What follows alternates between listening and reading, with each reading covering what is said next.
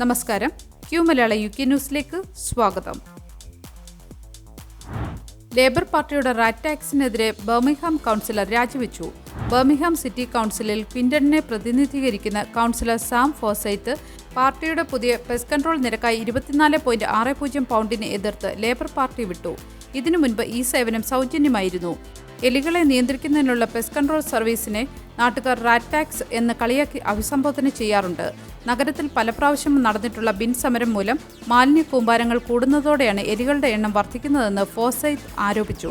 Sam ഫോസൈത്തിനെ budget നിർദ്ദേശങ്ങളെ എതിർത്തതിനാൽ കഴിഞ്ഞ മാസം പാർട്ടിയിൽ നിന്ന് സസ്പെൻഡ് ചെയ്യപ്പെട്ടിരുന്നു. എന്നാൽ ഈ നിരക്ക് ഏർപ്പെടുത്തുന്നത് ഏറ്റവും ദരിദ്രരായ കുടുംബങ്ങളെ ബാധിക്കുമെന്ന് വാദിച്ച അവർ പാർട്ടി വിടാൻ തീരുമാനിച്ചു. ബർമിംഗ്ഹാമിൽ മാലിന്യ സമരം 5 ആഴ്ചയായി തുടരുകയാണ്.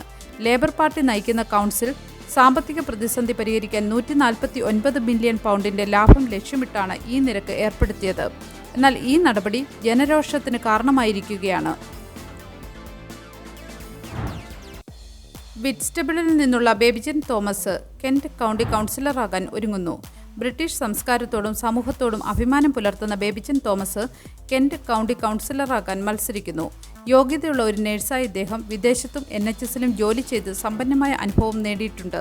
Kent county council Tory labour പാർട്ടികളുടെ മോശം ഭരണത്താൽ തകർന്നിരിക്കുകയാണെന്നും ഇനി പരിഷ്കരണത്തിന്റെ സമയമാണെന്നും ബേബിജൻ അഭിപ്രായപ്പെട്ടു.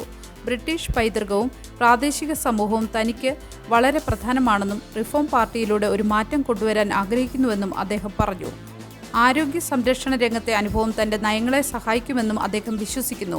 ടോറികളും ലേബറും ജനങ്ങളുടെ ആവശ്യങ്ങൾ നിറവേറ്റുന്നതിൽ പരാജയപ്പെട്ടെന്ന് ആരോപിച്ച അദ്ദേഹം കെന്റിന് മെച്ചപ്പെട്ട ഭാവി വാഗ്ദാനം ചെയ്യുന്നു.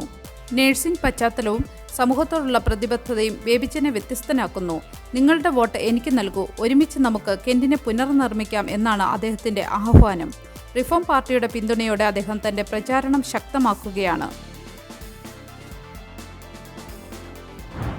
കിയർ സ്റ്റാർമർ ഓഫീസ് ഫോർ ബജറ്റ് റെസ്പോൺസിബിലിറ്റിയെ വിമർശിച്ചിരിക്കുന്നു. വെൽഫെയർ കട്ട് കുറയ്ക്കുന്നതിനെക്കുറിച്ചുള്ള പ്രവചനങ്ങളാണ് വിമർശനത്തിന് കാരണം. OBRന്റെ പ്രവചനങ്ങൾ സാമ്പത്തിക നയങ്ങളെ സ്വാധീനിക്കുന്നതിനാൽ അവ കൃത്യമായിരിക്കണമെന്നാണ് സ്റ്റാർമർ വാദിക്കുന്നത്. എന്നാൽ ഈ പ്രവചനങ്ങൾ യാഥാർത്ഥ്യവുമായി പൊരുത്തപ്പെടുന്നില്ലെന്നും അവ ജനങ്ങളെ തെറ്റിദ്ധരിപ്പിക്കുമെന്നും അദ്ദേഹം ആരോപിക്കുന്നു. ക്ഷേമനന്മ കുറയ്ക്കൽ സാധാരണക്കാരുടെ ജീവിതത്തെ ബാധിക്കുമെന്ന് സ്റ്റാർമർ ചൂണ്ടിക്കാട്ടുന്നു. OBRന്റെ കണക്കുകൾ അമിതമായി ശുഭാപ്തിവിശ്വാസമുള്ളതാണെന്നും ഇത് സർക്കാരിന്റെ തീരുമാനങ്ങളെ തെറ്റായ ദിശയിലേക്ക് നയിക്കുമെന്നും അദ്ദേഹം പറഞ്ഞു. OBRന്റെ കണക്കുകൾ തെറ്റാണെങ്കിൽ ജനങ്ങൾക്ക് അർഹമായ സഹായം ലഭിക്കാതെ വരുമെന്ന് വിമർശകരും പറയുന്നു. വെൽഫെയർ കട്ട്സിലെ മാറ്റങ്ങൾ ദശലക്ഷക്കണക്കിന് ആളുകളെ ബാധിക്കുന്നത് കാരണം ഇതൊരു ഗുരുതര വിഷയമായാണ് സ്റ്റാർമർ എടുക്കുന്നത്. ഈ വിവാദം UKയിലെ സാമ്പത്തിക നയങ്ങളെക്കുറിച്ചുള്ള ചർച്ചകൾ സജീവമാക്കിയിരിക്കുകയാണ്. സ്റ്റാർമറിന്റെ വിമർശനം OBRന്റെ വിശ്വാസ്യതയെ ചോദ്യം ചെയ്യുന്നു. സാമ്പത്തിക പ്രതിസന്ധിയുടെ കാലത്ത് ജനങ്ങളുടെ ജീവിതം സംരക്ഷിക്കാൻ കൃത്യമായ ഡേറ്റ ആവശ്യമാണെന്ന് അദ്ദേഹം ഊന്നിപ്പറയുന്നു. OBR ഇതിനോട് എങ്ങനെ പ്രതികരിക്കുമെന്നും സർക്കാർ എന്ത് നടപടി സ്വീകരിക്കുമെന്നും കാത്തിരുന്ന് കാണേണ്ടതുണ്ട്. ഇനി ഇന്നത്തെ പത്രങ്ങളിലൂടെ ലോകമെമ്പാടുമുള്ള രാജ്യങ്ങൾക്കുമേൽ ചുമത്തിയ തീരുവകൾ നാടകീയമായി പിൻവലിച്ച ട്രംപ് എല്ലാവരുടെയും ന്യായമായ ഇടപാടുകൾ ആഗ്രഹിക്കുന്നുവെന്ന് ദി ടൈംസ് റിപ്പോർട്ട് ചെയ്യുന്നു. 125% താരിഫ് ഏർപ്പെടുത്തിക്കൊണ്ട് ട്രംപ് ചൈനയുമായുള്ള വ്യാപാര യുദ്ധം കൂടുതൽ ശക്തമാക്കിയിട്ടുണ്ടെന്ന് ഡെയിലി മിറർ റിപ്പോർട്ട് ചെയ്യുന്നു. ട്രംപ് 90 ദിവസത്തേക്ക് തന്റെ താരിഫ് ആക്രമണം താൽക്കാലികമായി നിർത്തിവച്ചിരിക്കുകയാണെന്ന് ഡെയിലി ടെലിഗ്രാഫും റിപ്പോർട്ട് ചെയ്യുന്നു. 90 ദിവസത്തേക്ക് ആഗോള താരിഫ് യുദ്ധം താൽക്കാലികമായി നിർത്തിവെച്ച ട്രംപ് നിക്ഷേപകർക്കിടയിൽ ആശ്വാസ തരംഗം സൃഷ്ടിച്ചതായി ഡെയിലി മെയിൽ റിപ്പോർട്ട് ചെയ്യുന്നു. അമേരിക്കയോട് ഒരു തരത്തിലും പ്രതികാരം ചെയ്യാത്ത രാജ്യങ്ങൾക്ക് 90 ദിവസത്തേക്ക് താരിഫ് ഏർപ്പെടുത്തിയത് ട്രംപ് താൽക്കാലികമായി നിർത്തിവച്ചിരിക്കുന്നു. എന്നാൽ ചൈനയ്ക്ക് 125% താരിഫ് ഏർപ്പെടുത്തിയതായി ദി ഐ പേപ്പർ പറയുന്നു. ആഗോള പ്രതിസന്ധിയുടെ പശ്ചാത്തലത്തിൽ UKയുടെ ബ്രെക്സിറ്റ് സ്വാതന്ത്ര്യങ്ങൾ പരമാവധിയാക്കാൻ ടോറി നേതാവ് കെമി ബഡ്നോക്ക് സർ കിയർ സ്റ്റാർമറിനോട് അഭ്യർത്ഥിച്ചതായി ഡെയിലി എക്സ്പ്രസ് റിപ്പോർട്ട് ചെയ്യുന്നു. ദിവസങ്ങൾ നീണ്ട വിപണി പ്രതിസന്ധിക്കും മാന്ദ്യത്തിനും ശേഷം 90 ദിവസത്തെ താൽക്കാലിക വിരാമം പ്രഖ്യാപിക്കുകയും ആഗോള വ്യാപാര യുദ്ധത്തിൽ നിന്ന് പിന്മാറുകയും ചെയ്തുകൊണ്ട് ചൈന ഒഴികെയുള്ള മിക്ക രാജ്യങ്ങളുടെയും തീരുവ വർദ്ധിപ്പിക്കാനുള്ള പദ്ധതി ട്രംപ് ഉപേക്ഷിച്ചതായി ദി ഗാർഡിയൻ റിപ്പോർട്ട് ചെയ്യുന്നു. അമേരിക്കയുമായി ചർച്ച നടത്താൻ തയ്യാറുള്ള വിവിധ രാജ്യങ്ങൾക്കുമേൽ 90 ദിവസത്തെ അധിക തീരുവ താൽക്കാലികമായി നിർത്താൻ ട്രംപ് അനുമതി നൽകിയതായി ഫിനാൻഷ്യൽ ടൈംസ് റിപ്പോർട്ട് ചെയ്യുന്നു. US പ്രസിഡന്റ് തന്റെ പൂർണ്ണമായ വ്യാപാര യുദ്ധത്തിൽ നിന്ന് പിന്മാറുന്നതിന്റെ ആദ്യ സൂചനയാണിതെന്ന് ഫിനാൻഷ്യൽ ടൈംസ് പറയുന്നു. ചൈനീസ് ഇറക്കുമതികൾക്ക് 125% ഞെട്ടിപ്പിക്കുന്ന തീരുവ ചുമത്തിയതായി മെട്രോ റിപ്പോർട്ട് ചെയ്യുന്നു.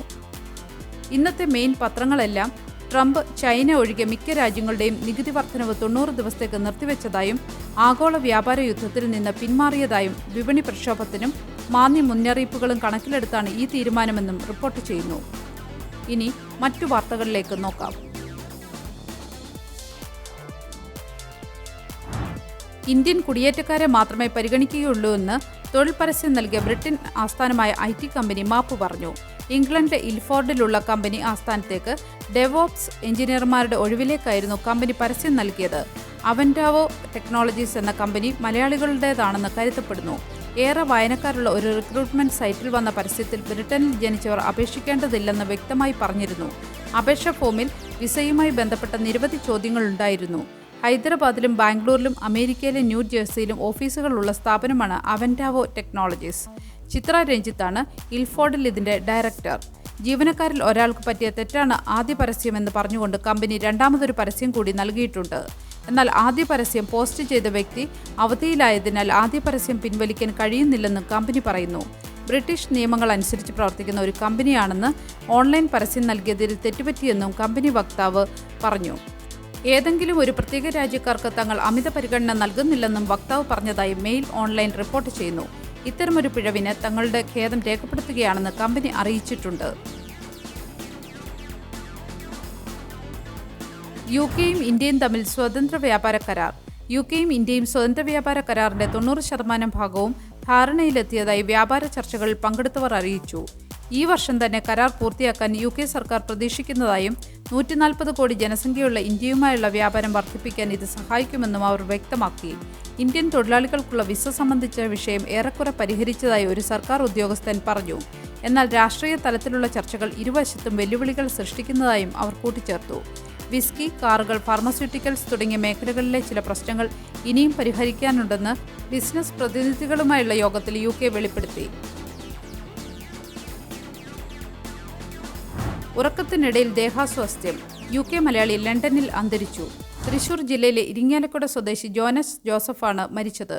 കഴിഞ്ഞ ദിവസം പുലർച്ചെ ഉറക്കത്തിനിടെ ദേഹാസ്വാസ്ഥ്യം അനുഭവപ്പെട്ടതിനെ തുടർന്ന് ഒപ്പമുണ്ടായിരുന്ന ഭാര്യ ഉടൻ തന്നെ പാരാമെഡിക് സംഘത്തിന്റെ സഹായം തേടിയെങ്കിലും ജീവൻ രക്ഷിക്കാനായില്ല.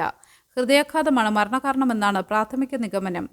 ലണ്ടൻ ഫിഞ്ചിലിയിലെ ലിവൻഡൽ കെയറർ സപ്പോർട്ടായി ജോലി ചെയ്യുന്ന സൗമിന് 2 വർഷം മുൻപാണ് ജോനസും കുടുംബവുമൊത്ത് UKയിലെത്തിയത്. 8ാം ക്ലാസ്സിലും 3ാം ക്ലാസ്സിലും പഠിക്കുന്ന 2 വിദ്യാർത്ഥികളാണ് ഇവർക്കുള്ളത്. ഏതാനും ദിവസങ്ങൾക്കുള്ളിൽ കുടുംബമായി നാട്ടിൽ പോകാനുള്ള ഒരുക്കത്തിലായിരുന്നു. ജോനസിന്റെ അപ്രതീക്ഷിത വേർപാടിൽ ലണ്ടനിലെ എഡ്മണ്ടൺ മലയാളി അസോസിയേഷൻ പ്രവർത്തകരും മലയാളി സമൂഹവും കുടുംബത്തിനൊപ്പമുണ്ട്. സംസ്കാരം നാട്ടിൽ നടത്താനാണ് കുടുംബാംഗങ്ങളുടെ ആഗ്രഹം. ഇതിനായുള്ള ക്രമീകരണങ്ങൾ നടന്നുവരുന്നതായി സഹപ്രവർത്തകരും സുഹൃത്തുക്കളും അസോസിയേഷൻ ഭാരവാഹികളും അറിയിച്ചു. ഒരു നല്ല ദിവസം ആശംസിച്ചുകൊണ്ട് ഈ വാർത്താ ബുള്ളറ്റിൻ പൂർണ്ണമാകുന്നു. എല്ലാ ദിവസവും വാർത്തകൾക്കായി ഫോളോ ചെയ്യണമെന്നും വാർത്തകളുടെ നോട്ടിഫിക്കേഷൻ ലഭിക്കാനായി ബെല്ലൈക്കൺ എനേബിൾ ചെയ്യണമെന്നും Q മലയാളം UK ന്യൂസ് ഫേസ്ബുക്കിലും ഇൻസ്റ്റാഗ്രാമിലും യൂട്യൂബിലും ഫോളോ ചെയ്യണമെന്നും അഭ്യർത്ഥിക്കുന്നു.